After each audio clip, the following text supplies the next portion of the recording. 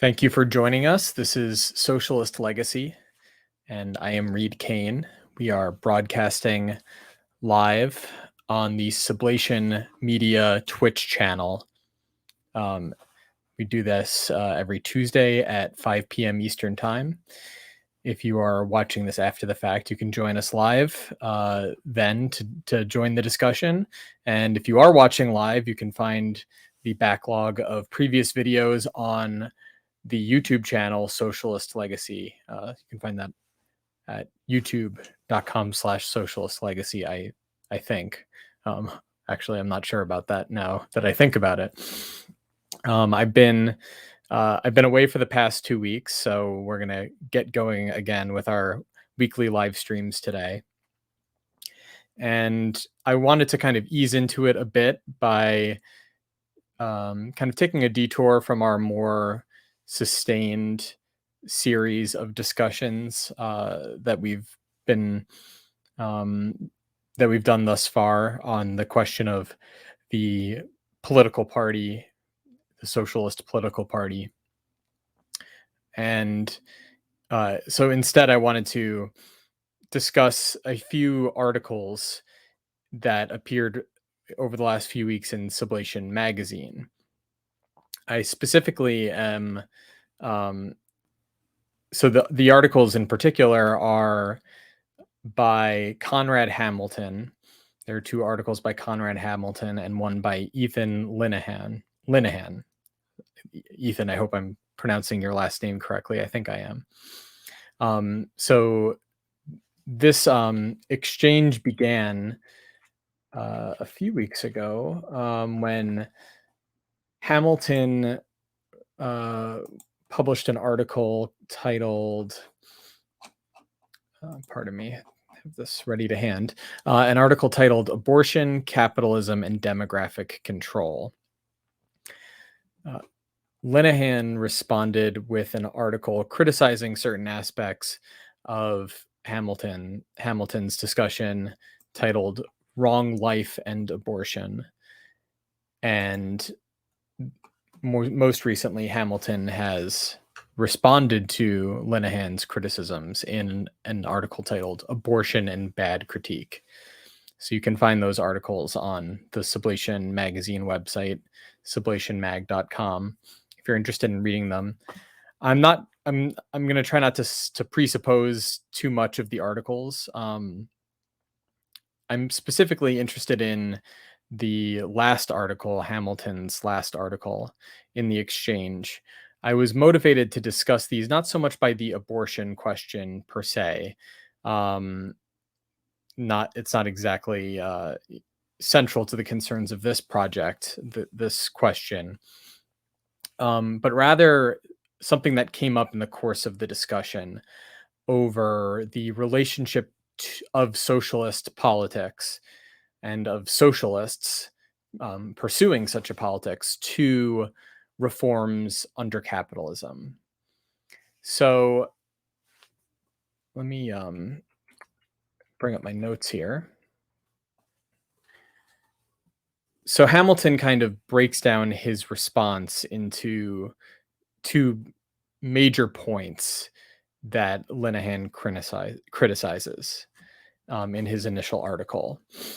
The first is a critique of Hamilton's kind of conclusion, sort of speculative conclusion, that the overturning of Roe v. Wade was an attempt to raise the birth rate so as to counteract reduced immigration, which is Hamilton's attempt at a kind of economic explanation of these political and legal developments. And the second point, which is, as I just said, more central for my own concerns, is a critique of Hamilton's call for policy changes to facilitate access to abortion, as well as to reduce the cost of having children, as tantamount to an unprincipled endorsement of the management of society by the capitalist state. So I'll come to that, and I want to focus the discussion on that latter point. But I did just want to briefly bring up a few aspects of Hamilton's rejoinder, which I, again, not exactly the sort of subject matter that is the focus of this project, but while I'm discussing the article, I wanted to just bring up a few things I thought were worth reflecting on, worth criticizing. So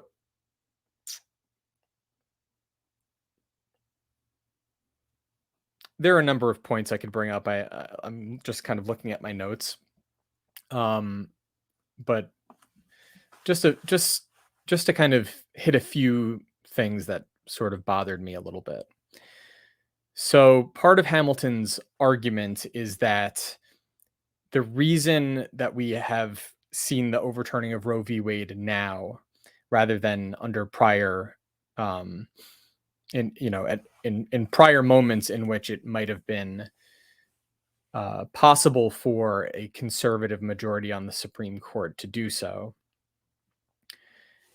is that the rate of immigration was dramatically reduced under Trump's presidency.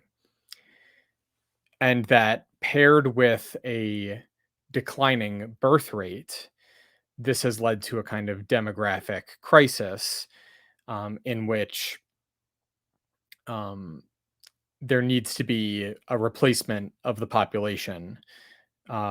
So it needs to either come from immigration or it needs to come from a higher birth rate.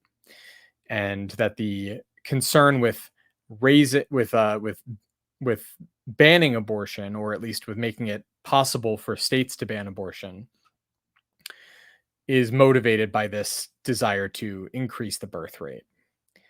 Hamilton says that Trump openly, furthermore, so it's not only that kind of practical concern with the birth rate, but there's also a kind of ideological motivation for preferring raising the birth rate over immigration, over higher immigration levels. So Hamilton says Trump openly embraced the far right thesis according to which Western civilization is under threat due to demographic replacement, and proceeded to do what many thought unthinkable, nearly halving the immigration rate. So I don't believe, as far as, and I've followed the Trump administration, during the Trump years, relatively closely, but and as well as the Trump campaigns, both of them. I don't believe I ever encountered Trump embracing or even really gesturing towards this replacement, demographic replacement thesis. That just seems very far-fetched to me. I think that would put him so squarely outside of the not only the political mainstream, but just the kind of general worldview of people that support him, as far as I understand that base of support, that it would be, a profoundly damaging move on his part. It would really kind of consign him to the fringe where, I'm sure a lot of Democrats think he belongs in the first place.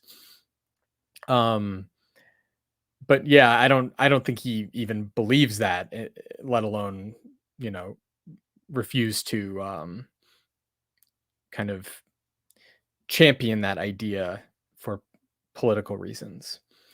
Um,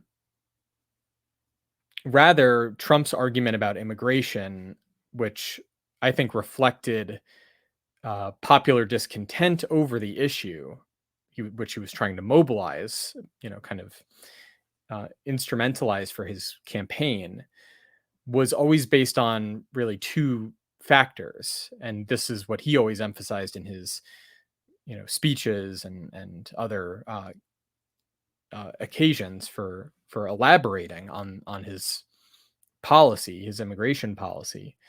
One, it was a concern with law and order, and so, hence posing illegal immigration as being controlled by organized crime and as kind of bound up with criminal activity more generally around the border, the Mexican border, as well as posing the Mexican government as encouraging, if not actively being involved with, um, uh, the immigration of criminals in Mexico to the United States, in lieu of having to deal with them domestically, having to incarcerate them or police them domestically. And more importantly than that is the second issue, namely the labor market, the depressing effect on wages and job opportunities of competition with low wage immigrant workers willing to work for below minimum wage due to their precarious legal status. Those were, as far as I can tell, as far as I understand the Trump support, the base of support for Trump, those were the reasons that people were concerned about illegal immigration and that they embraced Trump for raising that issue. And those were the terms in which Trump framed the problem and his kind of resolve to address it. In terms of the um, immigration rate declining, the rate of illegal immigration was already declining under Obama. In 2015, it reached its lowest level since 2005, so in a decade. Um, about 11 million illegal immigrants in the country at that point is a figure. I don't have the source in front of me. I will post it in the comments to the YouTube video. Moreover, removal of illegal immigrants under Trump was lower than it was under Obama overall. And obviously, Trump was not president for 8 years, but on a year-by-year basis, the Trump administration was removing less illegal immigrants than the Obama administration was. Hamilton cites an article. So he cites an article with a figure. In my notes, I forgot to write the figure down. So I apologize, but I will put it in the notes. You can find the article linked in Hamilton's article. But Hamilton cites an article kind of supporting his claims about Trump, that's supposed to support his claims about the immigration rate declining under Trump, which I apparently didn't read very closely because the article does not support his claim. What the article actually says is that, quote, despite public perception to the contrary, the Trump administration's policies have not led to a marked drop in the number of permanent immigrants. There has not been a dramatic across the board Trump effect attributable either to the administration's policies or rhetoric on immigration levels. And they concluded that, for one thing, total naturalizations, so legal immigrant naturalizations, were on par with or higher than under Obama. That is until the COVID pandemic, at which point there was a dramatic reduction. But of course, that's due to mitigating circumstances. The figures that Hamilton cites as reflecting a decline in the number of immigrants to the US, those are his words, were actually in the original article that he cites, they were actually the numbers of international student visas issued. So I'm going to actually pull up that number now, just because I want to be precise about this.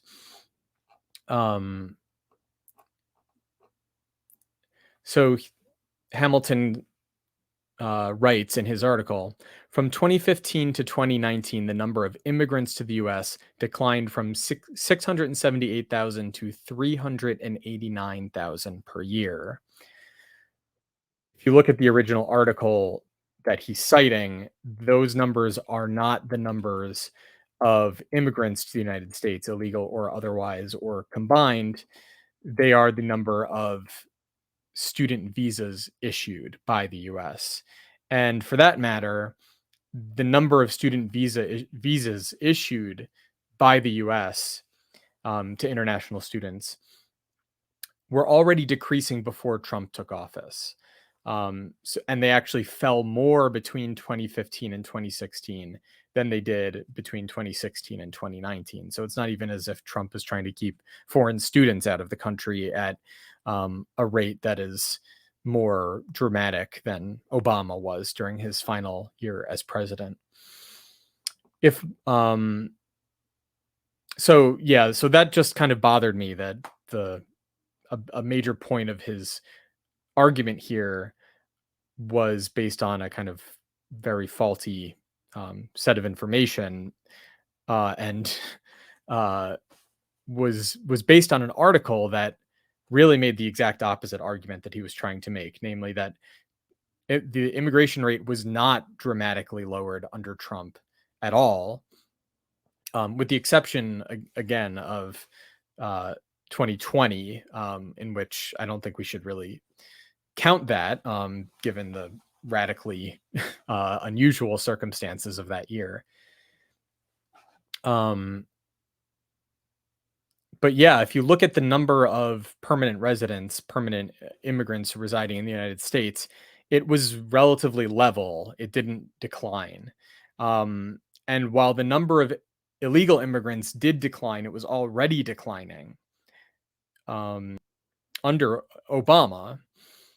And for that matter, with all the, hysteria around the deportations of illegal immigrants under Trump, and the kind of um, the demonization of ICE, which, not to defend ICE or anything like that, or Trump for that matter, but just to be clear about what was actually happening. Um, Trump was less aggressive than Obama was in deporting illegal immigrants. So this whole argument is quite suspect. Um, this whole idea that there was a material circumstance unfolding in which um, Trump was trying to kind of actively replace illegal immigrants with new American natives being born is just not based on anything real. Um, One other point before I move on to the kind of main subject matter I wanted to address is that, well, it has to do with this whole question of the kind of economic determination of legal and political um, circumstances, such as the overturning of Roe v. Wade. Hamilton writes, the law, as Marx observed, is part of the superstructure. While it is capable of playing a determinant role in some cases, for the most part, it reflects the economic relations of production. And so this kind of this sort of interpretation of Marx's uh, conception of social dynamics, of the kind of relationship between the economic structure of society and uh, social life more generally, the superstructure of um, society and the consciousness of society is very is very distorted, and it's very common, but it's not does not reflect how Marx understood these questions. Um, so first off, changes in the population level, which is the kind of economic determining cause that Hamilton isolates. Changes in the population level are not changes in the economic structure of society as Marx understood it. Even if they were, if this change is the result, as Hamilton incorrectly asserts, of Trump's immigration policies, that would seem to undermine his point, or at least require further economic explanation of this policy. So if a politically motivated, you know, change in society was able to affect these economic circumstances in such a way, it requires further explanation, according to this economic determinist conception.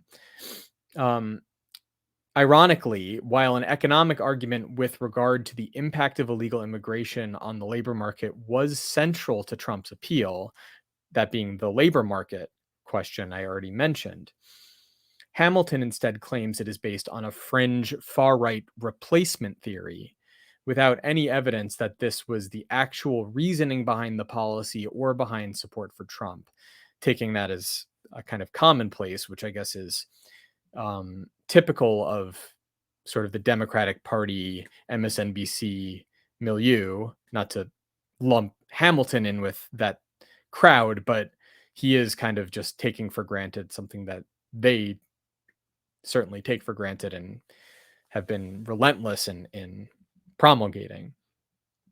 Um, and without providing any economic explanation for this notion beyond a vague gesture to quote tensions between domestic and transnational branches of US capital.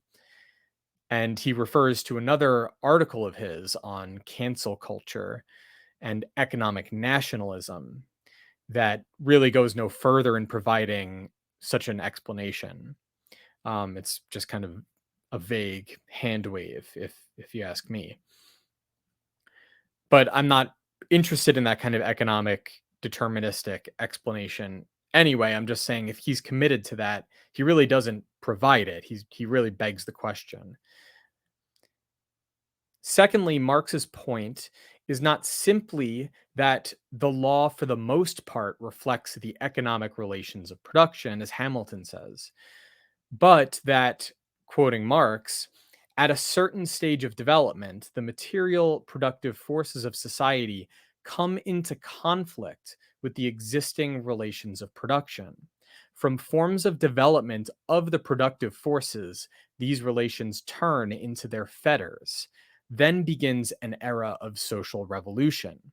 The changes in the economic foundation lead sooner or later to the transformation of the whole immense superstructure.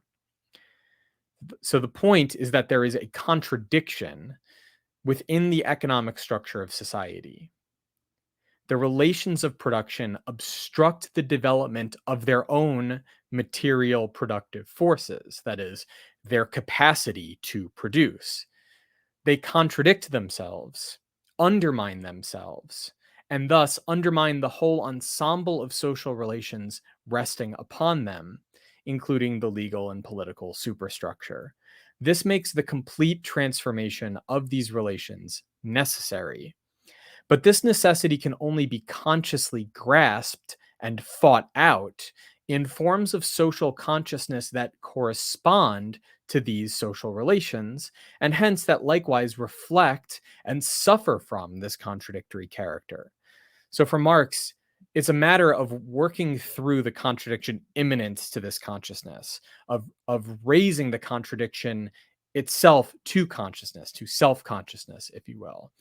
And that understanding of the self-understanding of this contradiction in society is the class consciousness of the proletariat. That is the kind of historical task of the proletariat to raise to consciousness and to consciously work through this contradiction that the proletariat itself embodies. Now, today, given the state, the kind of completely decimated state of the proletarian socialist movement, the historical proletarian socialist movement, and given the lack of any such movement, at least in the United States, certainly today, um, given the decimated state of the socialist movement, regardless of its class character, so to speak, or its relationship to the working class, as well as the labor movement. Given this, the contradiction has fallen below the threshold of consciousness. but it still manifests in the incoherence and anarchy of social relations and consciousness more generally, and the measures taken to adapt to and suppress this crisis ridden condition. Pro and anti abortion, pro and anti immigration policies and laws are all rooted in bourgeois social relations and consciousness. But the mendacity of the political status quo, which encourages and exploits and thrives upon the refusal to find a workable compromise between these opposed tendencies, is an effect of that adaptation to, and suppression of an underlying social crisis, the self undermining foundation of this society, namely the proletarianization of the working class and of society more generally. Okay, so I know that might have been a little bit compressed, but I just kind of wanted to air out some of those criticisms. Now, to get to the meat of my concern with this discussion, there is Linehan's critique of Hamilton's call for policy changes to facilitate access to abortion, as well as to reduce the cost of having children, as tantamount to an unprincipled endorsement of the management of society by the capitalist state.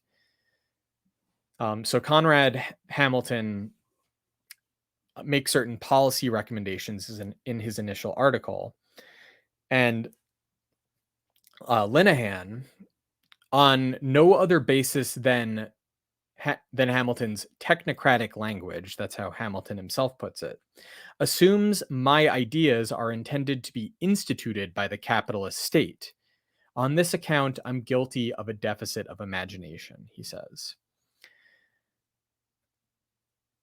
So, Linehan's criticism essentially, well, let me read a passage from his article here.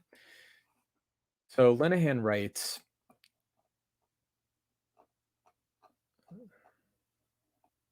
pardon me, I lost my place here. Okay. Linehan writes, historically, socialists did not ask for the coffers of the capitalist state to pour out public money to fund abortions or sex education, which would further divide the taxpayers over moral issues. Instead, the socialists did it themselves. They provided contraceptive aid and education to those seeking to prevent pregnancy, as well as aid for those facing pressures to end a pregnancy they would rather continue.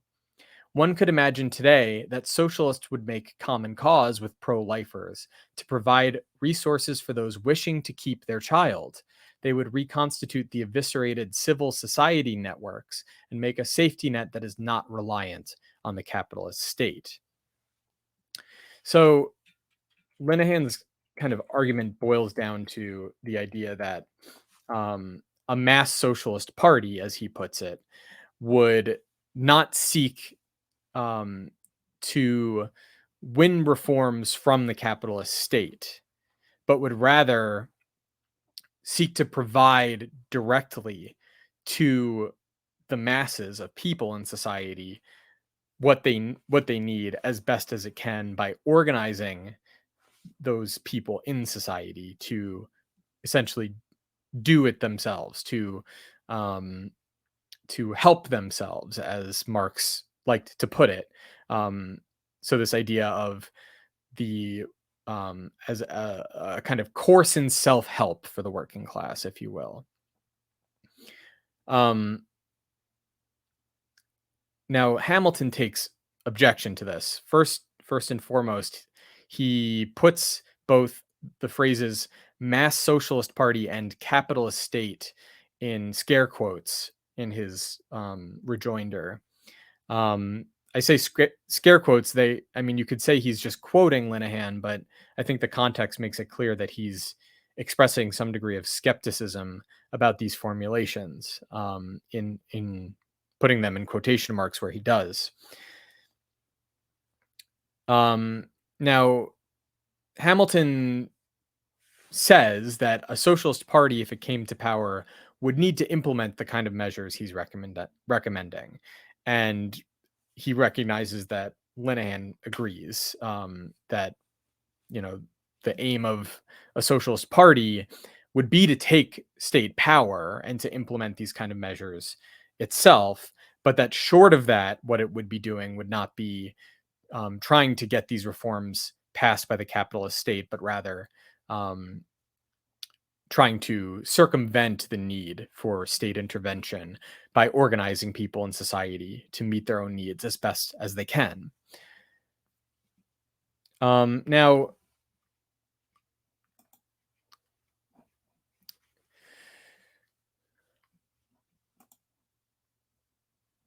okay, so Hamilton says Linehan appears opposed to any change of the status quo which is implemented by the capitalist state. Again, that's the scare quotes. So one must assume he would not be satisfied with reforms successfully advanced by socialists within a capitalist state and administered in turn by its bureaucracy. They must be undertaken directly by socialists, either via their own organizations or a state they govern. The socialists of the past, we are told, understood that relying on the capitalist state to bring about sought for reforms could only lead to the undermining of their cause. Now, Hamilton claims that this is untrue, referring to the support of socialist or communist political parties from Italy to France to Nepal for abortion legalization achieved in capitalist states. Linehan is supposedly unhappy because these parties did not succeed in creating the communism of the 23rd century, but rather succeeded in much more modest ways. But I mean, that's really sort of missing the point, which is what is the cause of a socialist party that um, would be undermined in Linehan's view here? What is the cause? Is it the communism of the 23rd century? Is it some radically advanced state beyond so far beyond capitalism that we can scarcely imagine it now? No, of course not. It's the conquest of political power by the working class. That is the cause of the socialists. Certainly the socialists that are, under discussion here, namely the mass socialist parties of the Second International and the Third International, the communist parties of the Third International, at least, you know, in the 20s, or up to the 20s. The cause of a socialist party is not to support a variety of beneficial reforms, and to achieve those reforms by whatever means are available. That's just, that's just kind of basic liberal reformism.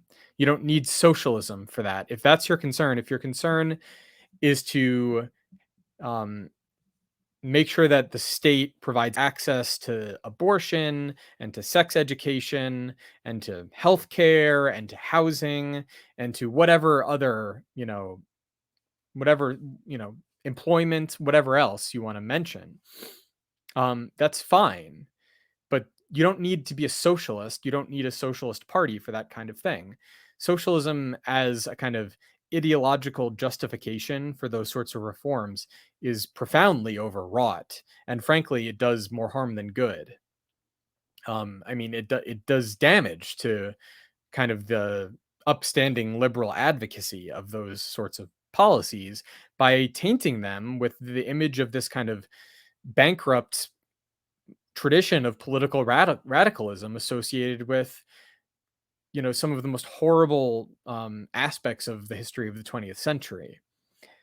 So why would you, if you were serious about winning those reforms, why even call yourself a socialist? Maybe in your heart of hearts you consider yourself a socialist, but why bring it up? Why not just make the case for these things on basic liberal grounds?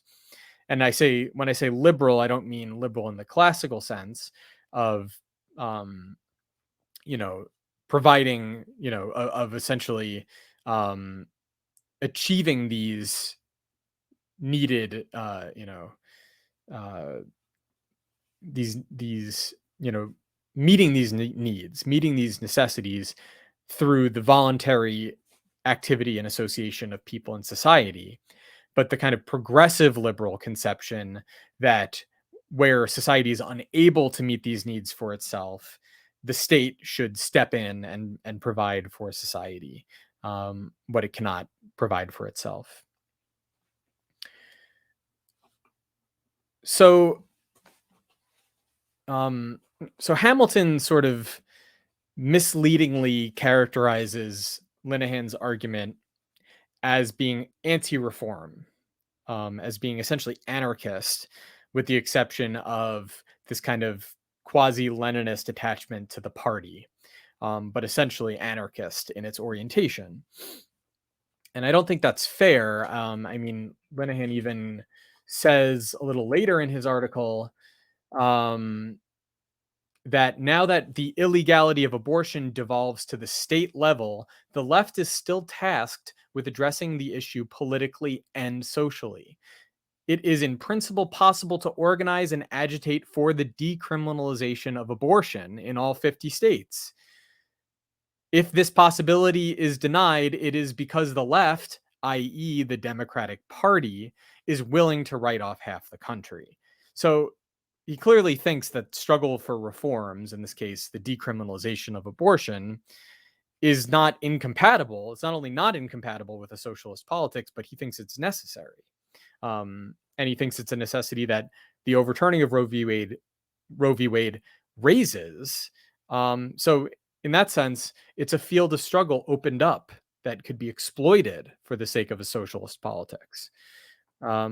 Whereas, you know, wanting to undo this Supreme Court decision, whether, you know, wishing the Supreme Court had not done it or wishing that it would immediately reverse the decision, which of course it won't, or wishing something equally unlikely, namely that the Democratic Party will somehow mount a legislative effort to enshrine the right to abortion at a federal level in a way that's consistent with the, you know, this interpretation of the Constitution, is, you know, it's, you know, it's frankly, it's, it just seems to me that Hamilton is sort of neglecting what's actually being argued here.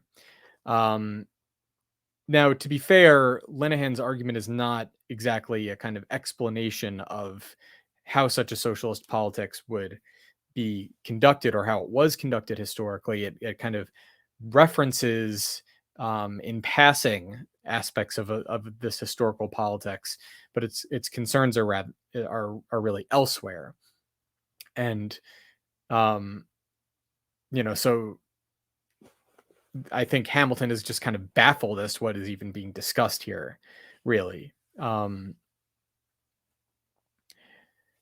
So let me kind of lay it out a little bit, and then we'll open up for a discussion. So, of course, Marxists were not opposed to the struggle for reforms. This is the famous remark of Marx that you know, I am not a Marxist, is in reference to his followers in France, uh, you know, kind of scorning the struggle for reforms. And basically, what he was saying was, if refusing to engage in the struggle for reforms is what makes you a Marxist, then I'm certainly not a Marxist. Marx thought the struggle for reforms was an essential field of struggle for socialists to participate in, because it was an essential expression of the discontent and struggle of the working class to deal with their deteriorating condition in capitalism. The point would be to engage in these struggles in a manner that helps clarify for the people that are raising these demands for reform what is necessary ultimately, namely that reforms by the capitalist state will be inadequate ultimately to address these problems one way or another. They will either immediately be inadequate, or they will take a form that distorts the intention uh, behind the reform in a manner that creates new problems that must be addressed. And ultimately, there's always the prospect that such reforms will be undone, that they won't be permanent, so long as the state does not um, is not under the control of the people in whose interest these reform measures were proposed in the first place, but rather under the control of people who are hostile to the interests of those people. So Hamilton points to Marx having said that. So he says Marx lauded legislation mandating a 10-hour day in Britain as a great practical success and the victory of a principle. Strangely enough, he quotes Marx to that effect, which those are quotations from his inaugural address to the International Working Men's Association, one of his most famous pieces of writing. Hamilton quotes not the address directly, but he quotes those remarks as quoted in a book by someone named Solomon Lozovsky, pardon me, who was an old Bolshevik and became a kind of Stalin loyalist, a Stalinist under Stalin's leadership. Ultimately, he was executed under Stalin's leadership in the 50s.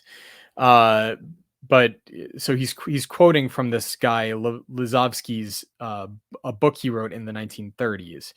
It's sort of a very I don't it's a very peculiar source to draw upon for this opinion by Marx. And frankly, the chapter of the book, I haven't read that whole book, but I read that chapter. It's not terrible. It's not especially clarifying, but it is a great deal better than I think the way that Hamilton approaches these questions. Nonetheless, I mean, why not just go to Marx himself, really?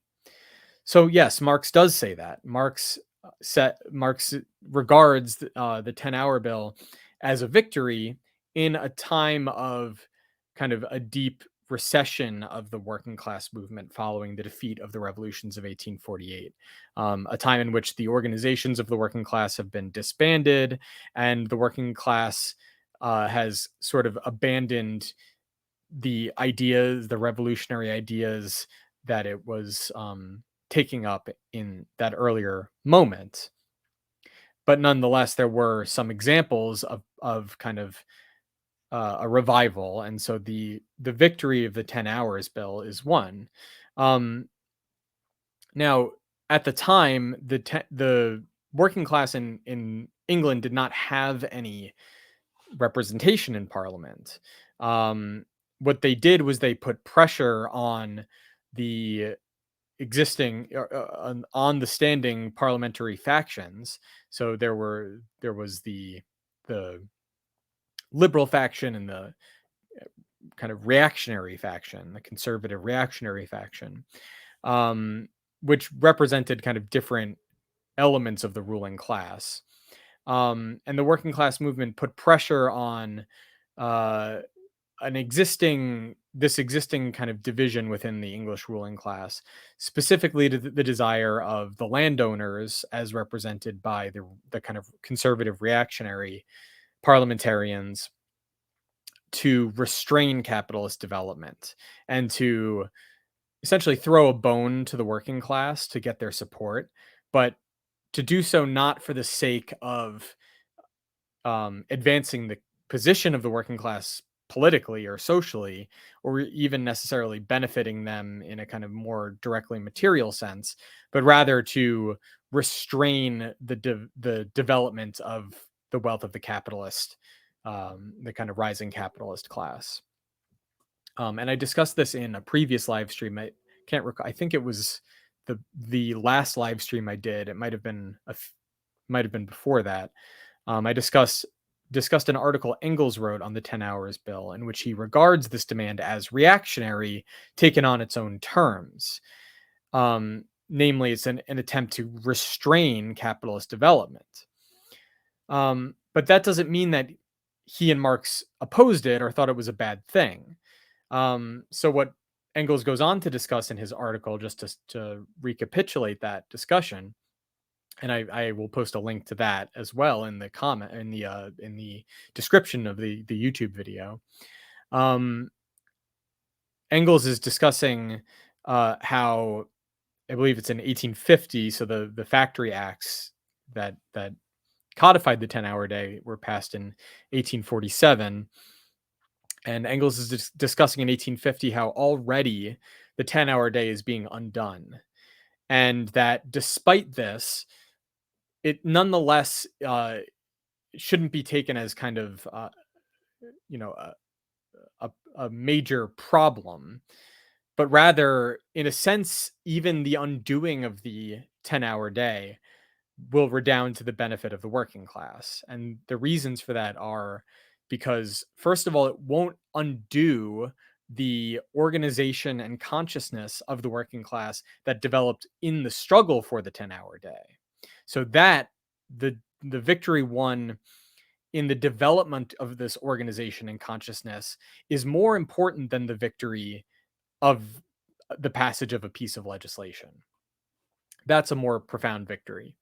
And secondly, it will teach the workers a lesson, namely that they cannot rely upon the existing state to do what's necessary for them. But rather, if they want to see these sorts of reforms and even more profound reforms passed and made permanent, it will require them to take political power into their own hands. So likewise, in the inaugural address, Marx goes on to say there was another even greater victory than the 10 hours bill, and that was the emergence of the cooperative movement, and especially cooperative factories, because these demonstrated that the workers could organize production themselves without the need of a class of employers to organize it for them. Um, Nonetheless, the cooperatives were fundamentally limited. Um, So, however excellent in principle and however useful in practice, this is Marx, cooperative labor, if kept within the narrow circle of the cause of the casual efforts of private workmen, will never be able to arrest the growth in geometrical progression of monopoly to free the masses, nor even to perceptibly lighten the burden of their miseries. To save the industrious masses, cooperative labor ought to be developed to national dimensions and consequently to be fostered by national means. Yet the lords of the land and the lords of capital will always use their political privileges for the defense and perpetuation of their economic monopolies. So far from promoting, they will continue to lay every possible impediment in the way of the emancipation of labor. Remember the sneer with which last session Lord Palmerston put down the the advocated Irish tenants' rights bill. The House of Commons, cried he, is a house of landed proprietors. To conquer political power has, therefore, become the great duty of the working classes. They seem to have comprehended this, for in England, Germany, Italy, and France, there have taken place simultaneous revivals and simultaneous efforts are being made at the political organization of the Working Men's Party. So that was an excerpt from Marx's speech. And the point there is that, likewise with the point Engels makes about the 10-hour bill, that anything that's achievable within capitalism is ultimately, for one, it's unsustainable. It can't be relied upon. It will be undone if the workers do not continue to exert their efforts in ever expanding ways, ultimately pointing towards the necessity of taking political power into their own hands. Um, then, of course, there's also the question. So, with regards to the cooperative question, Ferdinand Lassalle, who was the founder of the German, the kind of political German socialist movement. His organization being the kind of precursor to what would eventually become the Social Democratic Party. And he was kind of a follower of Marx who then sort of broke with Marx and advocated his own version of socialism. And Marx was very harshly critical of him for his kind of naive conceptions and his lack of attention to theoretical rigor and consistency. Lassalle's concern was with convincing the Prussian government to provide state aid for workers' cooperatives. And Lassalle's idea was essentially that if the workers could put enough pressure on the Prussian state to provide this aid, that cooperatives provided aid by the state would be able to displace capitalist industry and lead to socialism directly. um, Marx was very, very hostile to this idea, and he essentially, he essentially says that what this is a scheme for trapping the workers in the clutches of the Prussian state, for turning them into essentially vassals of the Prussian state, making them dependent on the state rather than taking state power into their own hands. So the point would be to overthrow that state and to establish through state power a cooperative economy themselves. The workers should do this themselves rather than depending on the existing state to aid them in their efforts. Now, that doesn't mean that Marx is sort of sneering at workers who naively take up reform demands oriented towards the capitalist state. The point is, these reforms are necessary, at least in some form, but that to demand them of the capitalist state is naive, and it kind of reveals a kind of low level of consciousness of the historical task, the historical problem and task facing the working class. The point of the role of the socialists in the working class movement, the role of Marxists, is to raise this historical condition to consciousness, to participate in, aid, and help advance the existing struggles while pointing towards the kind of the essentially the dead end that these struggles may meet if they do not do what's necessary. Namely, these struggles need to take the form ultimately of the independent organization of the workers, of the working class as a class. And that means internationally and in the struggle for political power as well as in economic struggles. So that's sort of um, the crux of it. That's the crux of it.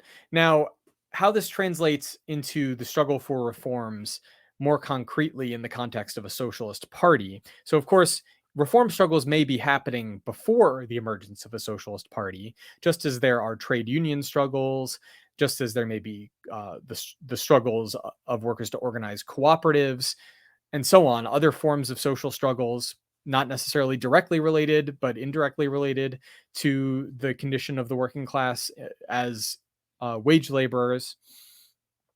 These sorts of struggles in society, may take a variety of forms. Um, Before the organization of an independent working class party.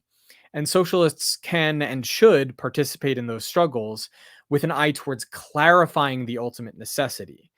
Now, unfortunately, the character of socialist involvement in such struggles over the past, say, you could say the past 50 years, really going back to the 30s,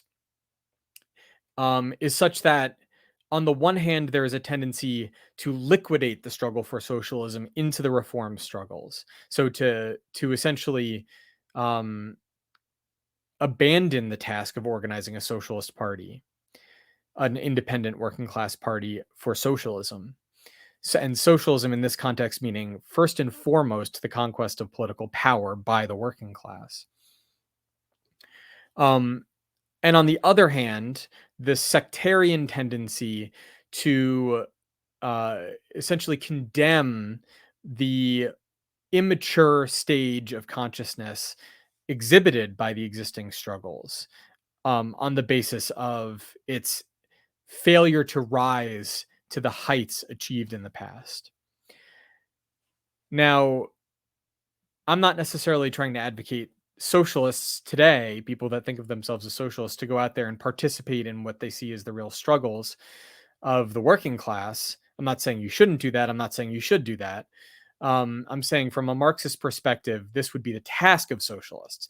But the problem today is that socialists are very unclear as to what their role in such struggles would be. They're unclear about what it even means to be a socialist.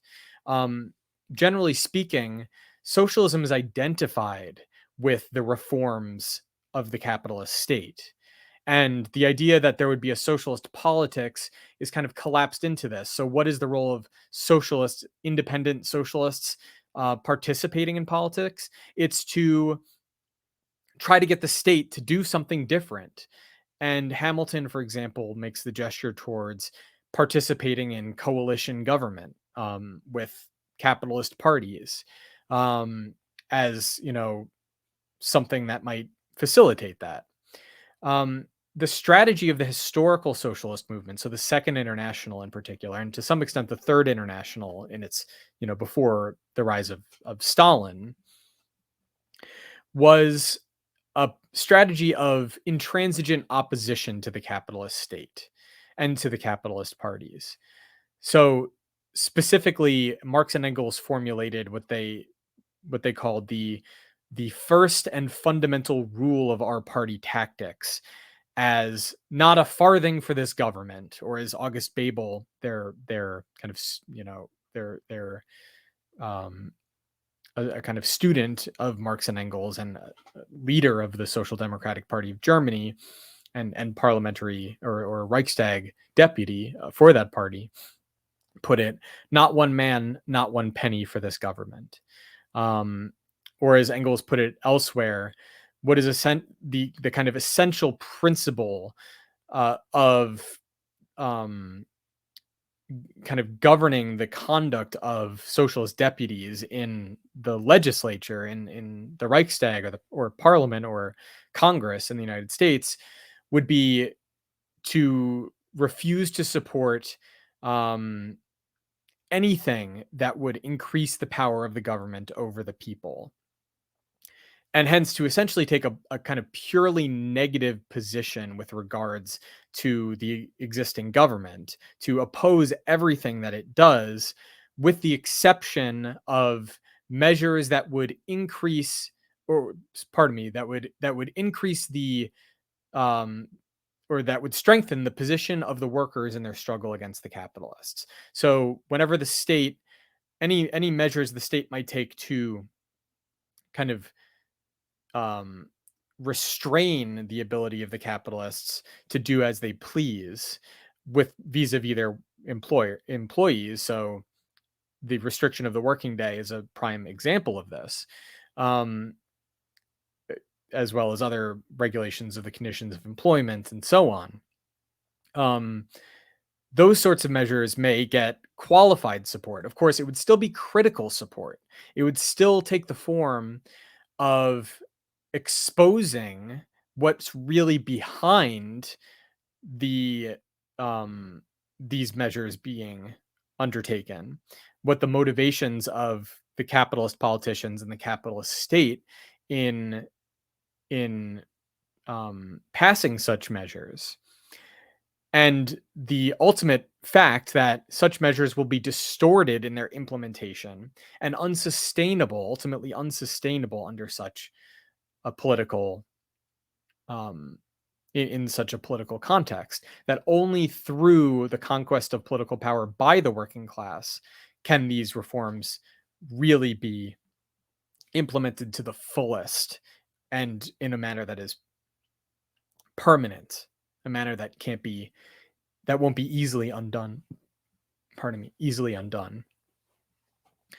Other than that, other than such measures as that, and especially when it comes to any questions regarding providing funding for the state, providing tax revenue for the state, socialists according to Marx and Engels, must be opposed. They must be opposed. And before a socialist party exists, this would mean warning in the real movement of the working class and reform struggles, for example, warning of the danger of supporting such measures, or of pursuing such measures through by yoking itself, by the movement yoking itself to the capitalist parties and to the capitalist state, and warning against measures by the capitalist state that, while they may be beneficial in some regards for the working class, that would increase the power, increase the strength of the state over them and over society more generally. Standing otherwise in resolute, intransigent opposition to these parties would allow, for one thing, it would allow the workers to clarify their independent position. It would allow them to see that they have an independent position that that they do not share in common with the capitalist class, that they have interests that are distinct from, opposed to, antagonistic with, incompatible with those of the capitalist class and the capitalist state. And for that matter, for those concerned with the passage of reforms, taking such an extreme position of intransigent opposition would, as long as this party is growing and gaining influence, would force the hand of the capitalist parties. For if they would want to undermine the support for the Socialist Party to win back support for their parties, they would have to make concessions to the demands raised by the Socialist Party in order to, if they can't expect the socialist representatives to vote with them or to join their government. So okay, so that kind of covers. I'm sorry that was a little disjointed. I intend to be a little more coherent and to hopefully get more coherent with these kind of lectures as I go on. But I just kind of wanted to warm up, getting back into the live streams with a little bit of somewhat extemporaneous reflection on some of these questions. So hopefully we can discuss. I don't know if there are any questions, or Clint, if you'd like to come back in or to come in to discuss this. I there's probably a lot to discuss here that I'd love to kind of explore in more detail. So I don't know if you have any questions, Clint. I don't see anything in the chat, although maybe. Oh, actually, I don't have it open here. Yeah, thanks a lot, Reed. I think that was a very good way of continuing one of the themes that you've been touching on, that you've been expounding for these past couple of sessions. And that's a particular way that a lot of the millennial left, in a way, puts the cart before the horse, in the sense that we try to bring, so to speak, socialist ideas to the working class, and that's connected to the way that the use of the capitalist state is imagined, as opposed to raising the struggles of the working class to self-consciousness.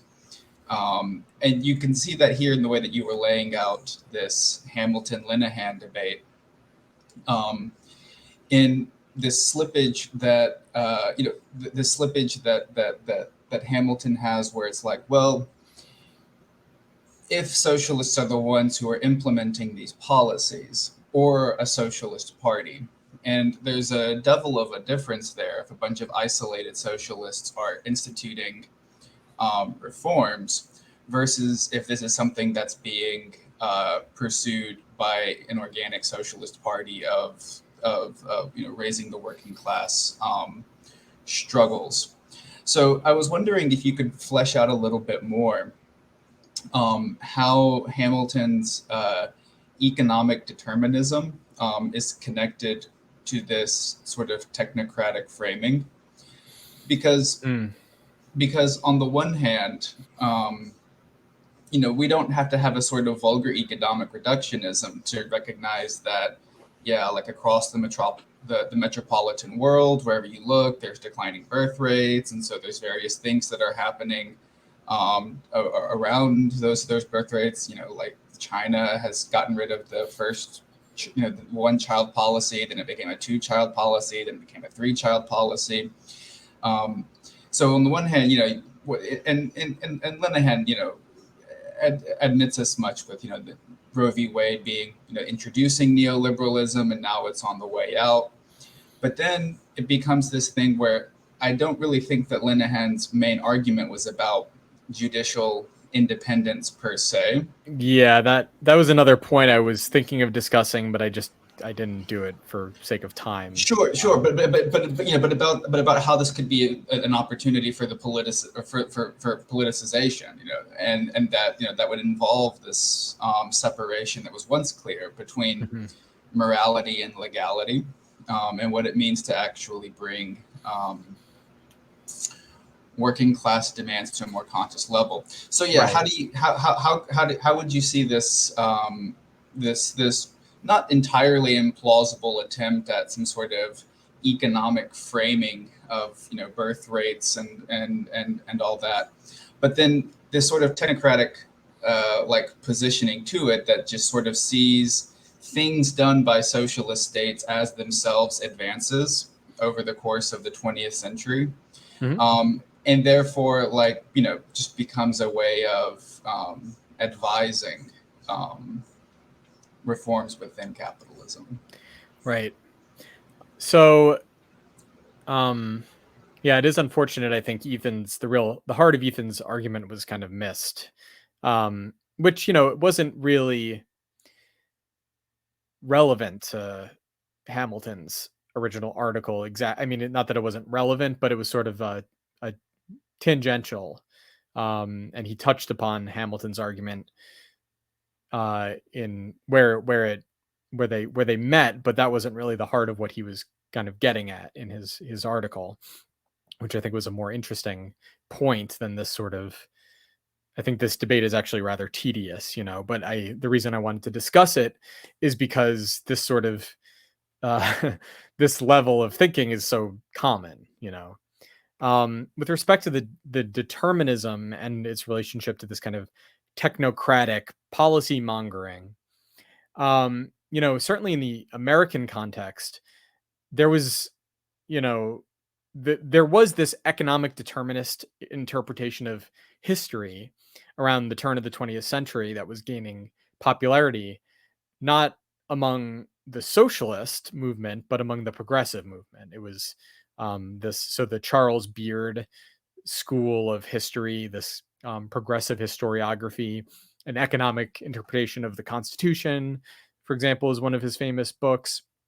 And there are others, not just Beard, but there is this kind of um, this kind of economic deterministic interpretation of history that, while being seen as having some connection to Marxism, is popular amongst and part of the justification for this progressive movement, this movement to, um, in a sense, abandon the old liberal conception of the relationship between state and society and the function of politics in society in favor of an expanded and ever expanding role for the state in overcoming the limitations of society with respect to these kind of newly emerging problems following industrialization. Um, Similarly, there is a kind of you could say there's a kind of economic determinism taken up by the revisionist current in the social democratic movement, which has a certain, it sort of moves in parallel with this progressive approach to politics, as well as the Fabian socialist movement. So this kind of reformist socialist, non-Marxist socialist movement. So kind of um, both the kind of deviation from orthodox Marxism within the Marxist social democratic movement, as well as this kind of non-Marxist reformist conception of socialism. Likewise, there's a sort of economic determinism there. And that had been developing even before the revisionist controversy in the 1890s. That had been developing as early as I think the 1870s. There were already these tendencies emerging in the Social Democratic Party from its very early days. There was this concern about these kind of intellectuals joining the movement in Germany, joining the party in Germany, and having a kind of distorted understanding of uh, the kind of um, the historical conditions that Marxism was theoretically clarifying. So Eugene Düring, the subject of Engels's critique, the anti-Düring, that was abbreviated as Socialism, Utopian, and Scientific, for example, was popular amongst this current in the social democratic movement at that time. So there is this connection. Now, what exactly is that connection? I mean, that's maybe that's a I think a kind of a complicated question, probably. Um, but I don't necessarily want to get into the weeds about what exactly underlies that connection, but I do think there is clearly a connection of some kind. Now, Engels, in addressing some of this deviation, some of this petty bourgeois deviation within the Social Democratic Party in his correspondence, with numerous different correspondents, would um, emphasize in the 1870s, 1880s, and up to the end of his life, he would emphasize how this interpretation of Marx's work in terms of a kind of economic determinism was not at all what he and Marx had in mind, and was distorting the point that they were really trying to make.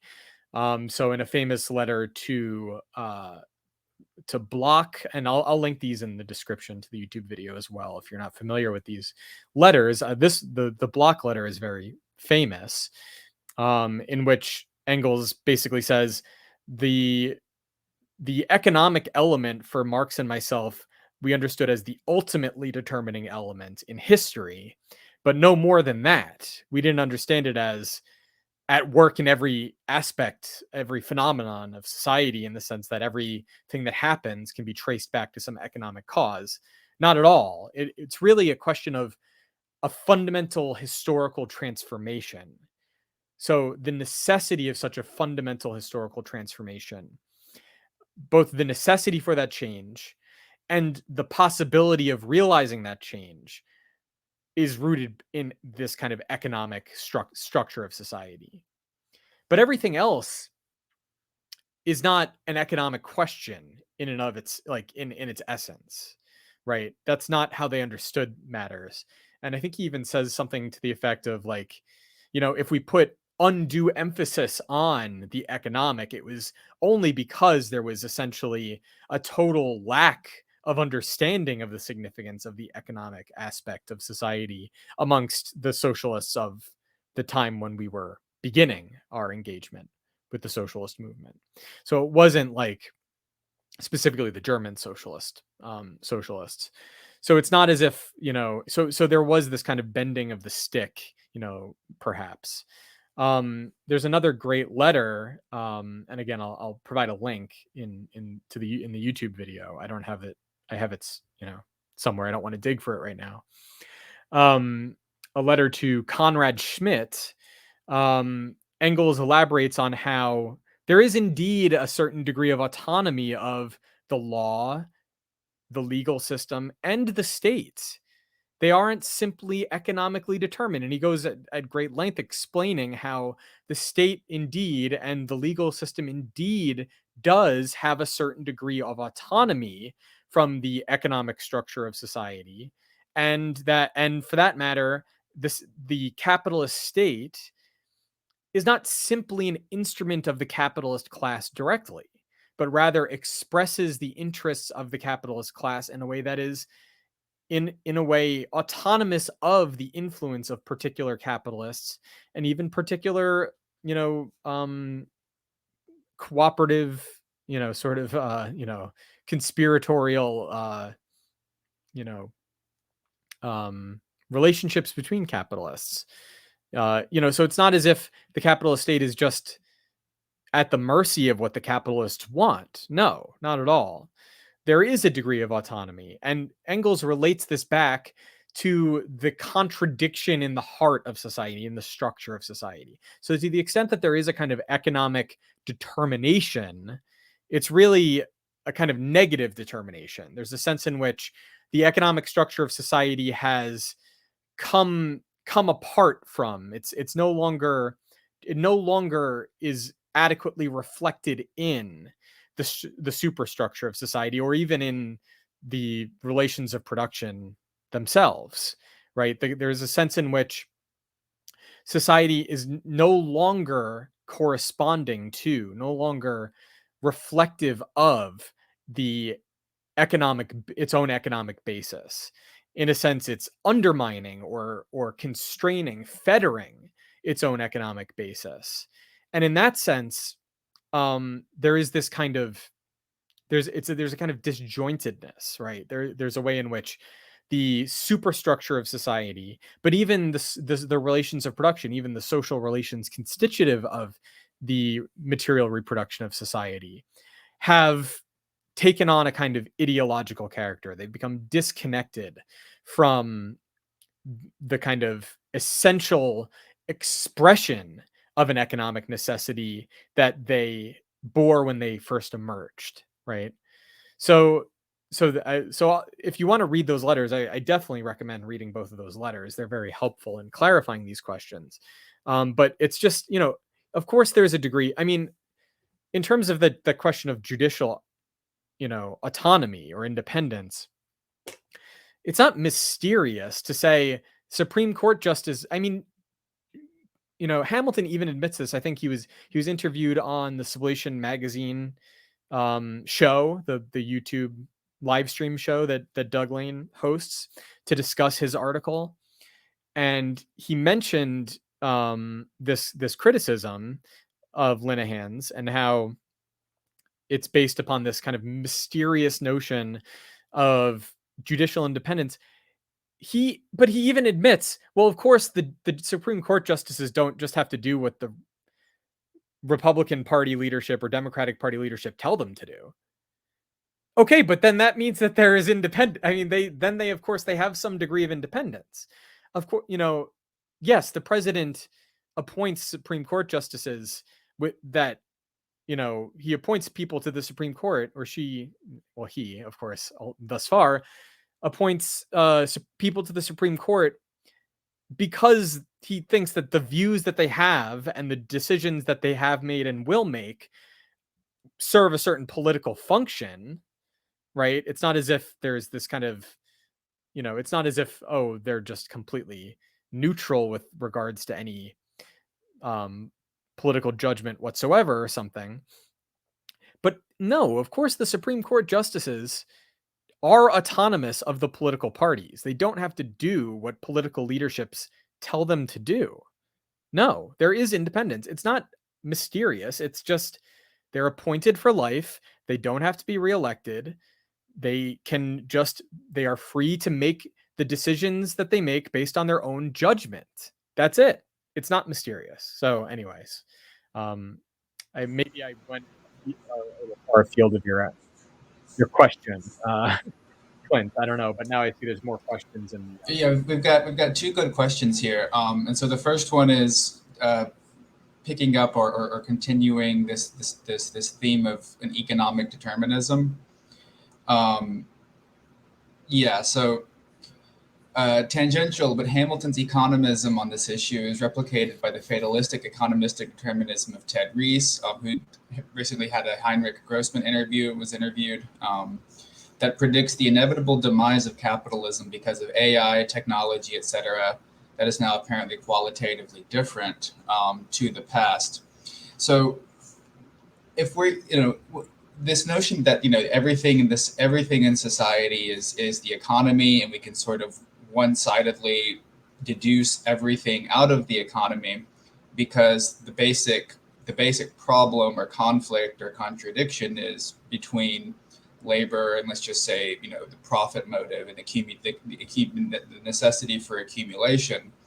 And so that sort of view where the capitalists need labor and labor needs to reproduce itself as labor, that's underlying both this, let's just say, this Ted Rees Heinrich Grossman view, and this sort of notion that Trump and the Supreme Court want more babies to exploit as capitalists. So what's the difference between that sort of like economistic determinism and what you were sort of fleshing out just now and then earlier in your presentation about the industrial forces being a sort of potential in the way that they're contradicting or outgrowing or outstripping social relations?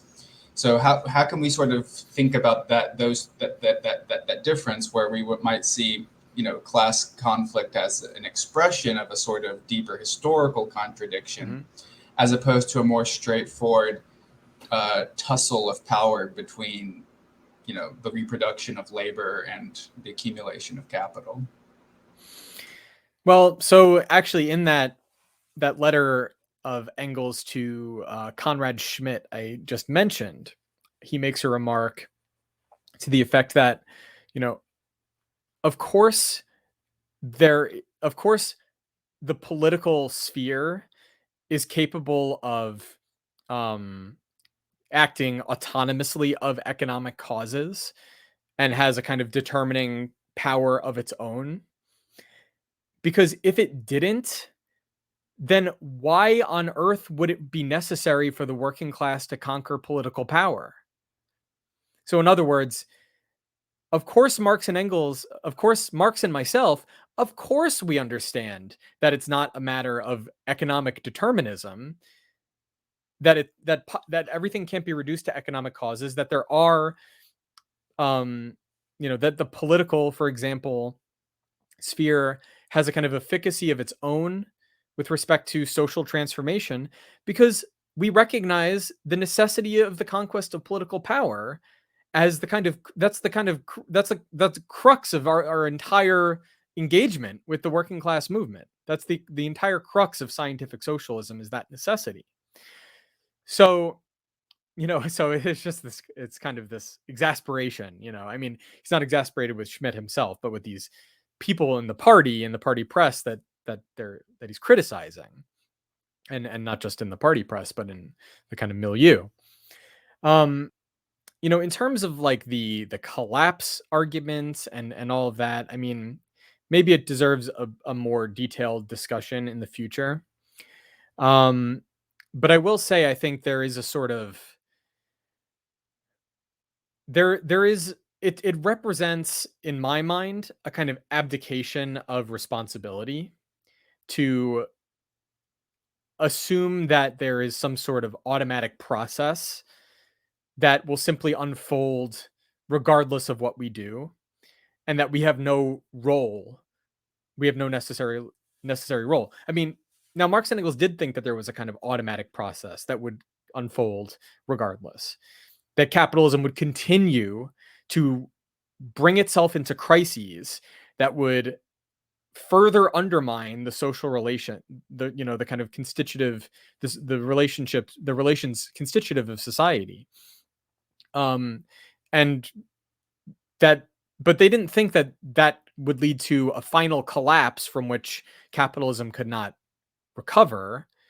That they thought, of course, capitalism can reconstitute these social relations in ever more distorted and deformed and hideous forms, generally by, among other things, bringing in remnants of the pre-capitalist barbaric forms of social life to mitigate the kind of incoherence of bourgeois social life.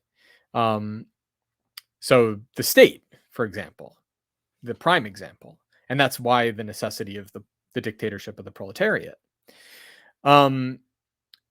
So they did believe that there would be a final collapse of capitalism, and going into the debate over this in the Second International, Rosa Luxemburg's argument, and whatever you may think of the particular way she makes her argument about, in the accumulation of capital, about, whether or not there's a kind of final endpoint that capitalism can get beyond.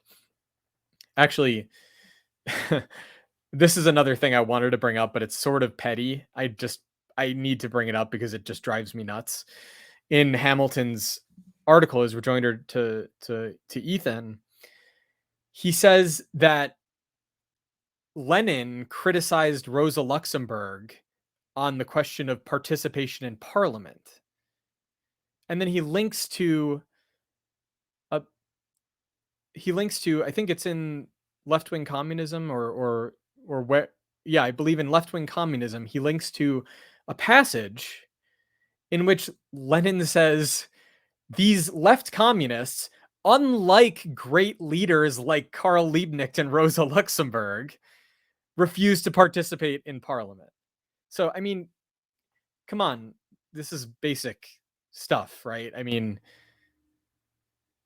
Hamilton, or Conrad, if you're watching this, Lenin and Luxemburg were completely on the same page with regards to this question, certainly, and it's spelled out very clearly in that book. So I don't mean to be pedantic, but come on, this is not a controversial point. This is straightforward. But leaving that aside, I apologize. I just kind of had to get that off my chest. I have to, hands off Rosa Luxemburg, as Trotsky said. But with regard to the collapse argument, ultimately Rosa Luxemburg's assessment was that there will be a final collapse of capitalism when this process of capitalism developing ever more acute, ever more kind of destructive crises comes to a head through the coming to consciousness of the working class, ultimately in the conquest of political power. So that would be the collapse of capitalism. It would be the conquest of political power by the working class. That would be the collapse of capitalism from which capitalism cannot recover. And again, and to be clear, that's not to say that once the working class conquers political power, capitalism is over instantly, because then there's the question of transforming what the working class inherits from capitalism into socialism, and that is not an instantaneous process. That's a rather complicated prospect. But nonetheless, what has collapsed is this possibility of capitalism simply reconstituting itself through its crisis. At least hopefully, right? Of course, there is the question of whether the working class can maintain political power in the course of this transition, but that wasn't really a concern at the time. The concern was, let's get there and worry about that when we're in power, right? So certainly, and it's the difference between we are, we continue to live in and through bourgeois social relations, and that those have become contradictory, and therefore it's the consciousness of that, as opposed to capitalism as an economic system. And that from this economic system, we just simply, from the external point of view, just derive tendencies. It's rather, it is the it is the bourgeois consciousness expressed in and through social relations that has become contradictory. And that's why it's not as simple as like, oh, do you have like an economics first or a politics first, right. Marxism? It's rather that it's meaningless question. It's a totally meaningless question. Yeah, it really is the issue of the consciousness that is expressed in and through society, in its contradiction. Marx above all had a conception of society as an integral totality. That's essential. That's essential. And the question of the role of the economic foundation as foundational is a question of the process of historical transformation, of the transition into a new form of social life. That is where it comes enters into the equation. Okay, sorry, I didn't mean to cut you off, Glenn, but no, totally. I mean, it's a self-contradictory process of becoming, or aborted transition, shall we say? Right. Um, so perhaps then, hey, let's move to this question because, put uncharitably, one can say, if one assumes that, so if there is this sort of autonomy of to use this sort of language as an autonomy of the political and ideological sphere that can then redound upon economic transformations and all of that, assuming that, then it would appear that, sorry to rag on Hamilton, but like, if we assume, this sort of like, let's just call it the MSNBC frame, where Trump is like a revanchist nativist who's trying to like, you know, work against like demographic replacement in order to like appeal to poor people, but at the same time to enrich the capitalists, So so getting, that political aspect. So Old Man Lenahan asks, do you think the maneuver of Hamilton's to say the shift on abortion boils down to Trump's agenda? Trump changed everything. Do you think this alibis the Democrats as the lesser evil? I imagine Hamilton would not want to lend ideological support to the Dems, but many socialists do act as an ideological buttress to the ruling parties when they pick sides in any capitalist debate. I mean, I hate to say it, but yes, he definitely is, he's definitely propping up the Democratic Party's argument, which is in a sense, uh, you know, since 2016, like the sole argument that they've had for for their for their party. I mean, all they really stand for now is being anti-Trump. I mean, even in the aftermath of Trump, that's still all that they represent. You can kind of feel them, just sort of writhing around with nothing really to get a grip on so long as Trump is not in the equation. And really, like Roe v. Wade being overturned, of course, is just an after effect of Trump's presidency. It's one of the ways in which Trump is still with us. Um, similarly, you could say the same thing about the Ukraine war. I mean, people have said, I've heard said, and I tend to agree, although, take this for what you will, it's total speculation, but I find it hard to believe that Russia would have invaded Ukraine if Trump was president right now.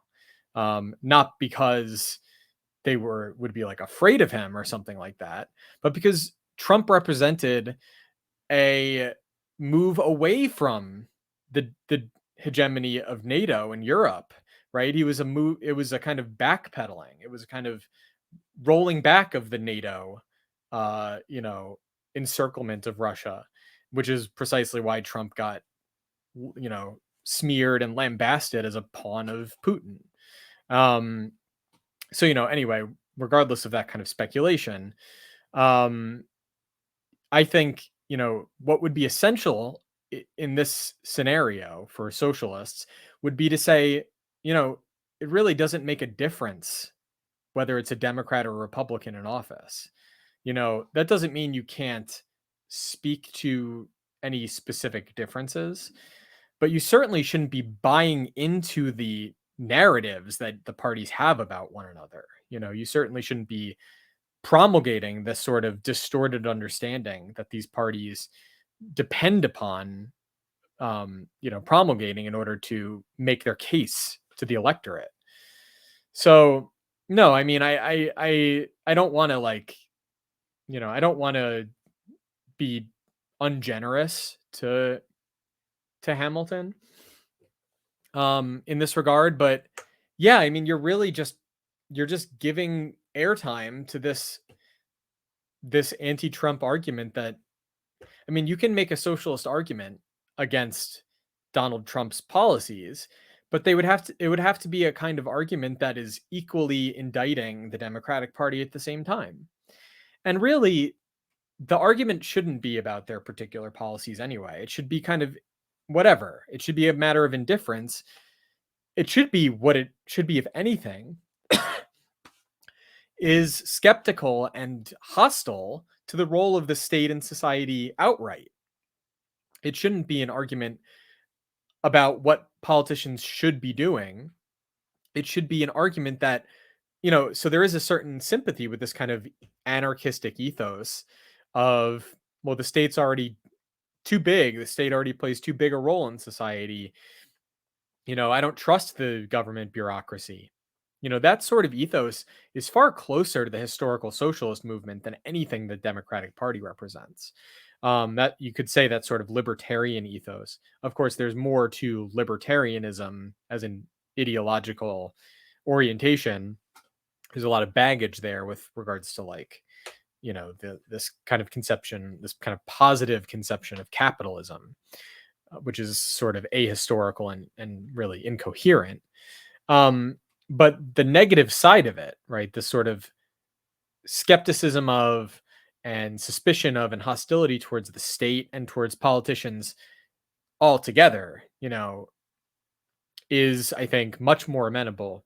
And for that matter, if I could be allowed to say something positive about Trump, it's that Trump represents to some extent in his base of support discontent with politicians and with the state in this kind of wrecking ball character of the Trump election, right? This idea that Trump is like an outsider who's going in there and stirring things up and driving all these politicians and bureaucrats insane, right? That's a big part of his appeal. That's his kind of like everyman appeal. Like he may be a rich guy, but he's not one of these, career politicians or career bureaucrats who's like, trained in this kind of theater of popular manipulation. He's just sort of like this crass, regular guy that talks in a very unrefined way and shoots from the hip and has his opinions and he sticks to them and he's gonna get things done regardless of what regardless of the games they play in Washington and all this sort of thing. So I think there is to some extent, and you could say similar things about Bernie to a point, at least the Bernie of 2016. But I do think that to some extent the interest and enthusiasm for Trump and Bernie is reflective of that. But I think more than that, they're the kind of alienation from um, mainstream politics, the kind of apathy about it, or just total distrust or disregard, is far more of a I think that's a real resource for a future socialist politics, more so than the kind of than anything that kind of is in common with this kind of sympathy with the Democratic Party. The only real argument, I think, not, and I don't think it's a real argument, but more so than the kind of conflation of socialism with progressivism, for seeing the Democratic Party as having some kind of a privileged position for socialists, would be the fact that it has kind of captured the labor movement, and that the unions, the AFL-CIO and the other unions, are kind of really integrated into the Democratic Party's base as kind of constituency organizations and voter turnout machines, and as well as funding machines for the Democratic Party. Um, Now that way of looking at it requires taking a very particular view of the trade union bureaucracy and the kind of degenerated character of the unions. So this goes back to like the Shachtman tradition and this idea of kind of capturing the trade union bureaucracy for a kind of liberal democratic politics that kind of breaks with the Democratic Party's mainstream in the 60s, so in the era of the Dixiecrats and the Cold Warriors and so on. But I don't think that argument was particularly plausible at the time, and I think it's even less plausible now. Because to the extent that we're talking about engaging with the labor movement, we're not talking about engaging with the bureaucracy. We're talking about engaging with the rank and file. So it's not a matter of like, how do we win over the trade unions, namely, which is to say the trade union bureaucracies, from their relationship with the Democratic Party. who cares? I mean, when I say who cares, I don't mean like that's not going to eventually be a problem. But we're not trying to recruit the trade union bureaucracy to socialism, right? We're trying to build up among the rank and file of the organized working class as well as the unorganized working class. A grasp of their distinct independent interests as opposed to those of the capitalist class, and the necessity of pursuing those interests through a struggle against their employers, against the capitalist class as a whole, and against the capitalist state, and hence ultimately against the trade union bureaucracy as well as the capitalist parties. And thus ultimately the necessity of pursuing that struggle through independent political organization. That's not something that's going to come from the trade union bureaucracy one way or the other. If it does ultimately culminate in the existing unions breaking with the Democratic Party and either simply taking up a neutral position or being captured by socialist, leadership. Again, this is a distant prospect now, but if it did come to that, it wouldn't begin by engaging with the Democratic Party or the trade union bureaucracy. It would come by engaging with the rank and file, and not at the level of who they're going to vote for. It would come at the level of organizing them in struggles that do not align with this sort of uh, this conception of organized labor as both an instrument of and as dependent upon Democratic Party politicians and policies. Mm-hmm. And there is a labor. So there's a unionization uptick right now, and labor does have, let's just say, economically, a lot of bargaining power right now. And the question would then be the consciousness of that, the leadership of it, and whether or not that would be something that is pointing, beyond the liberalism to the Democratic Party or towards the net necessity of the Socialist Party. Which is why I think the problem that really is brought to the fore, brought to the fore with the left's relationship to Trump and the Democratic Party, is how we're not really thinking about it as actually wanting to build a socialist party, but to protect gains, so to speak. Right. And so it's like, the millennial left from the outset would have had to, the way that we would have to have been thinking about it was, we have to be adequate to the crisis that became represented in Trump and Bernie. Because every Right. time there's a political crisis within capitalism, like a major one where things actually get structured up, it's that is just like a historical shift that is capitalism demanding socialism. But we from the very beginning, we weren't becoming adequate to that, and so it became a matter of, well, we have to prevent Trump at all costs. We have to prevent fascism at all costs, and that became the way of subordinating to it. So I was wondering if you could maybe bring out the Ackerman critique that you had from one of these earlier sessions, where the imagination was that the Bernie campaign, this sort of left populism, would have become a means for developing working class organization.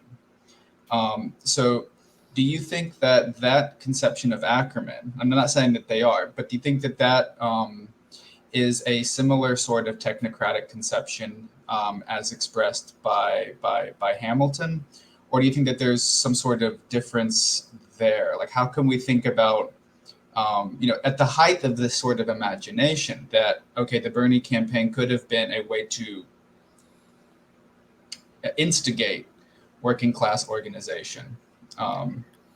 Yeah, I think with regards to Bhaskar Sankara and Seth Ackerman, and this idea. So the idea basically being that the civil society, kind of in general, but specifically with regards to the labor movement and the kind of voluntary organizations that constituted the labor movement, has been so hollowed out over the past few decades as a result of um, well, with respect to the labor movement, as a result of its defeats, a series of very um, profound defeats, that what would be necessary now to revive a meaningful left politics would be the kind of left populist political campaign of the sort that Bernie Sanders ran, um, for the sake of kind of just putting out there that there's something beyond the Democratic Party, um, and that there's kind of a politics to the left of the Democratic Party, um, and that through that sort of gesture, it would give people something to kind of orient them, to energize them, to re-enliven this idea that there might be more. So it's this, and the way they talk about it, um, is like that would be like the very beginning of a very long process in which you need to develop a sort of left populist political movement that would then eventually reach certain limits, and then you could think about starting to develop a socialist movement out of that, right?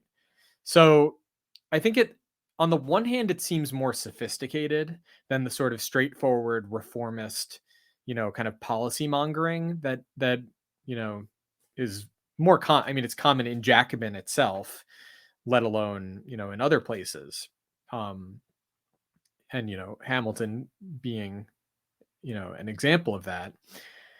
Um, it seems more sophisticated on the one hand, but on the other hand, what I think they're really doing is they're just kind of rationalizing their own progressivism. They're kind of saying, well, we know that this isn't what we know that these kind of progressive, you know, this kind of progressivism, um, these kind of progressive reforms, we know that that's not socialism, and they'll call it infuriatingly, they'll refer to them as social democratic reforms.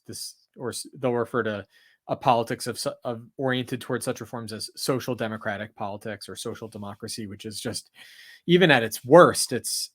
I mean, not to defend the honor of social democracy, in its at its lowest points. And I guess in a sense, we're still at that low point, considering there are still social democratic parties in the world. But certainly to avoid the obliteration of the memory of social democracy when it was revolutionary. Um, and also, for that matter, just to refuse this conflation, which is just so destructive to historical understanding. Again, the essential role of socialists is to raise historical consciousness, and that means first and foremost among themselves. And that's why I wouldn't say socialists should be going out there and trying to join the labor movement, because really we need to get our own house in order before anything like that would be meaningful, right? We need to really get our own understanding of what it means to be a socialist, what socialist politics means, what the lessons of the history of the socialist movement are. We have to get that straight before those sorts of engagements will really possibly have any kind of consequence, positive consequence. Um, but back to the original point. Um, what Ackerman and Sankara are really doing is just sort of coming up with a sophisticated excuse for why their attachment to progressive politics, this progressive reformist politics, is okay, even though it's not really socialism.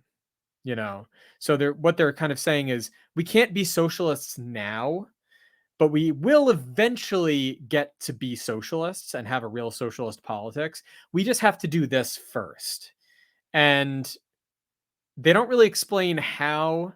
Or at least I'm not aware of any explanations on their parts or on anyone else's part of how this left populist or progressive politics is supposed to get us eventually to socialism. It's just sort of a hand wave. Like, it'll do it. It'll re-enliven something somehow.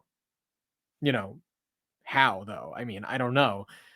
If that worked, if that could, show some if they could show some proof that like that's a viable way of like creating conditions for a reconstituted socialist politics, I would be all for it, but I'm very skeptical. And I'm skeptical because what they're advocating is like an even worse version of something that's been tried multiple times in the past and that has always led to really horrible consequences.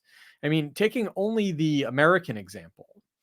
So, if we're going to call it left populism, if we're going to employ this kind of really worn out metaphor of the populist movement, of the People's Party movement of the late 19th century, first of all, the People's Party and the movement that led to the organization of the People's Party um, was not initially captive to the Democratic Party, right? It was an independent party. It was seeking to run its own candidates. It did employ fusion tactics, so it would run uh, candidates. It would run candidates on a joint ballot line with either the Democratic or Republican Party, depending on where they were running, or it would have agreements not to contest certain elections that were, say, strategically valuable to one or the other parties in exchange for not having an opponent from that party in a different election, right?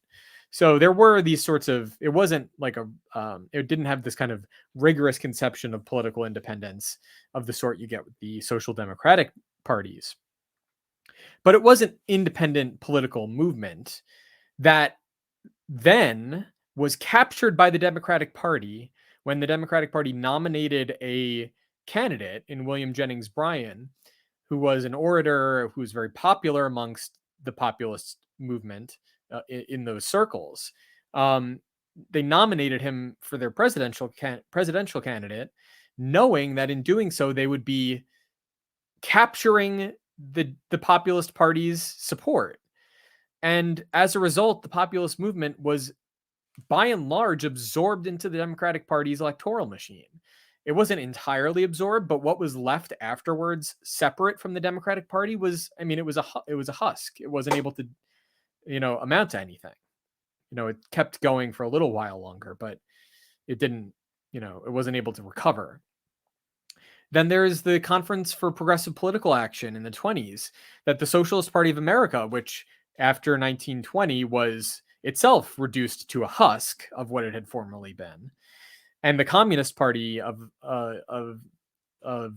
USA was just emerging from being underground and just reaching the point where it wanted to kind of make a broad mass appeal. You have the Socialist Party and the Communist Party participating in and I wrote about this. I wrote about both the progressive, both the populist movement and the Progressive Conference for Progressive Political Action vis-a-vis Eugene Debs and the Socialist Party in an article titled "Would Eugene Debs Support Socialists Running as Democrats?" I think is the title. It's published in the Platypus Review. I'll link that as well. But I go into a little bit more detail about that there. But that episode, which was essentially it was a conference that was seeking to create a kind of a kind of alternative to the Democratic and Republican parties. And what form that would take was up in the air for a while. Some wanted it to be like a labor party representing the unions primarily. Some wanted it to be a kind of farmer labor party along the lines of the earlier People's Party. Some people wanted it to be something more like the Progressive Party of Teddy Roosevelt. There were different visions at play, but the lesson Debs took away from the experience in the end, again, not to go through the whole story here, but the lesson Debs took away from the end was that it was a desperate move that didn't pay off and only reaffirmed his conviction of the necessity for independent political organization of the working class. Um, and another example would be like the Henry Wallace campaign in 48.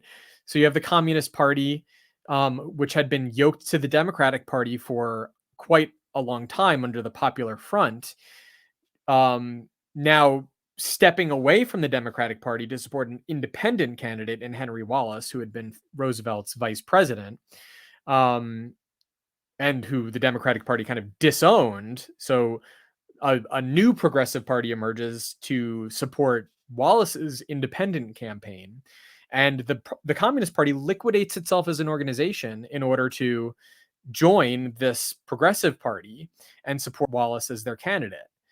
And what is the result of that is that what the Communist Party was already in a shambles at that point, but it was still something. But after the Wallace campaign, there was like nothing left, and what was left was decimated under in the 50s under the Cold War, repression and purging of communists from everything from the trade unions, which they were already being purged from at that point, to polite society, Hollywood, the government, et cetera, et cetera, et cetera, right? And of course, there's the famous remark of J. Edgar Hoover that the only the head of the FBI, that the only reason, I think this was sometime in the 50s, the only reason the Communist Party still exists is because of the FBI infiltrators that are on it, that make it up. Essentially, all that was left of the Communist Party by then was FBI agents that were infiltrating it. So again, there were all these efforts to get involved in a kind of, if you will, left populist politics to revive, or in the case of the second two examples, to revive something that had been lost, namely there was an earlier moment in which political possibilities were there that had been squandered. And so these were efforts to kind of revive those possibilities. And in the example of the populist movement, I mean, what clearer example do you need?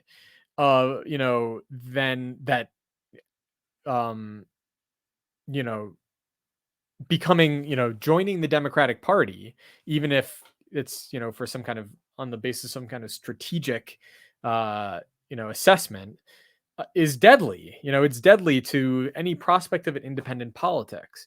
It's like, you're jumping into the swamp because you think it'll be a quicker way, to where you're going, but you just get stuck in the swamp and you'll never get out of it. You become a creature of the swamp. So, that's I just think that that entire way of thinking about it is totally backward. Like, what is the get rich quick scheme through which we can instantly revive the condition, or not instantly, but that through which we can revive the conditions for socialist politics without really having to do much other than what is already going on?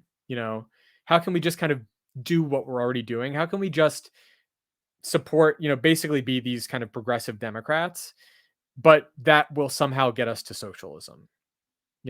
Not directly, not because not by conflating progressive reforms with socialism, but somehow a progressive political movement will generate the conditions in society for a socialist politics. It's it's very overwrought and convoluted.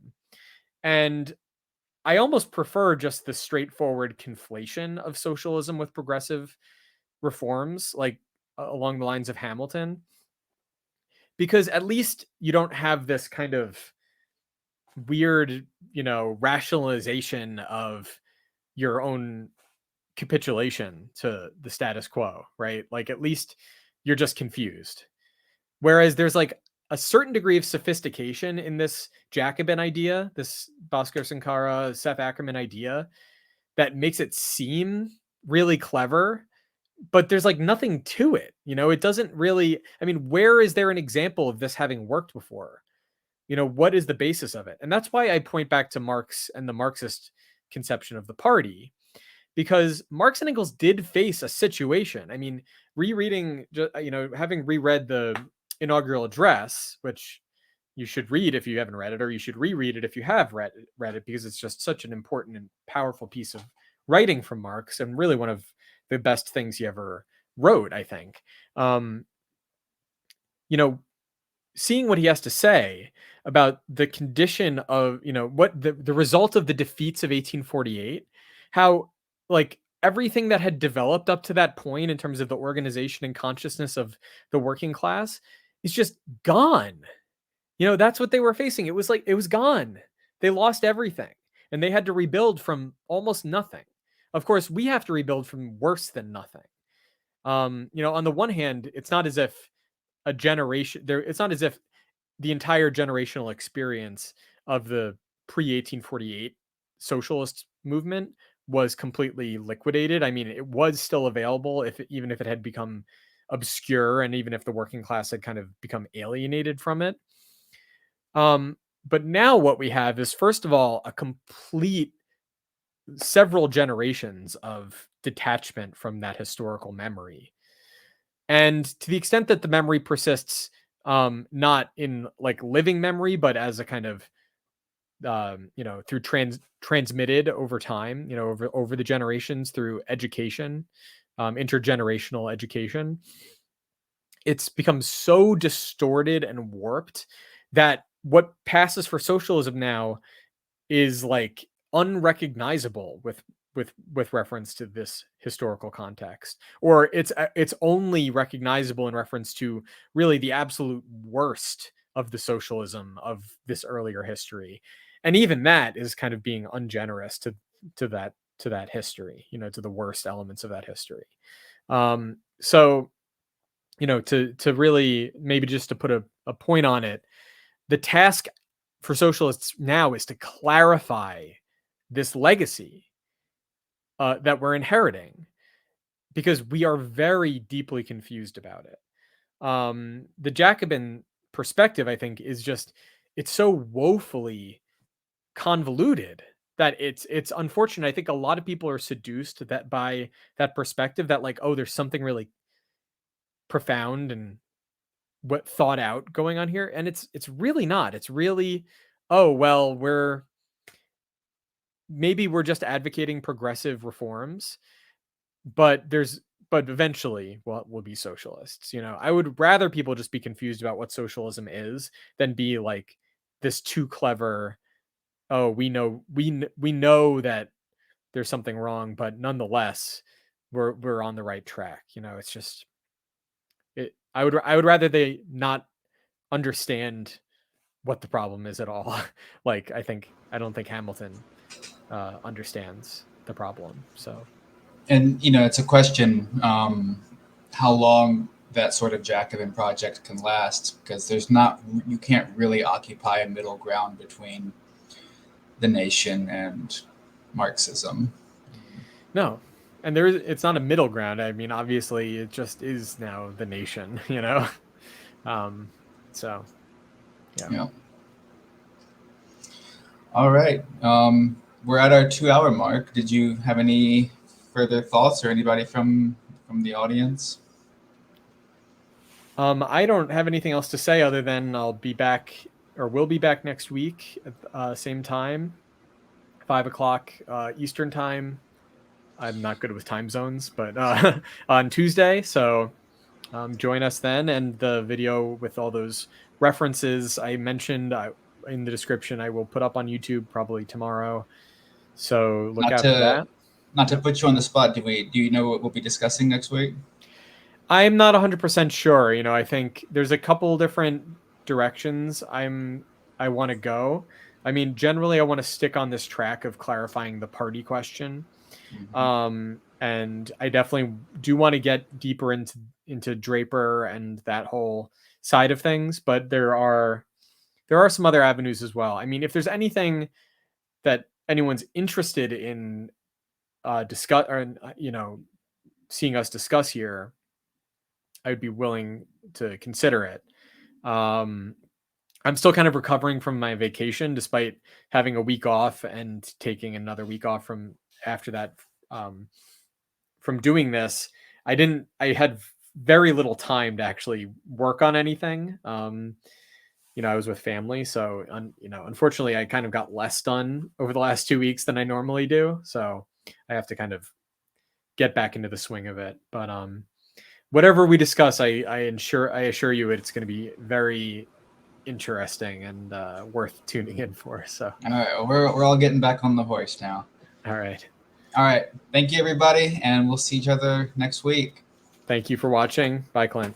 Bye, guys.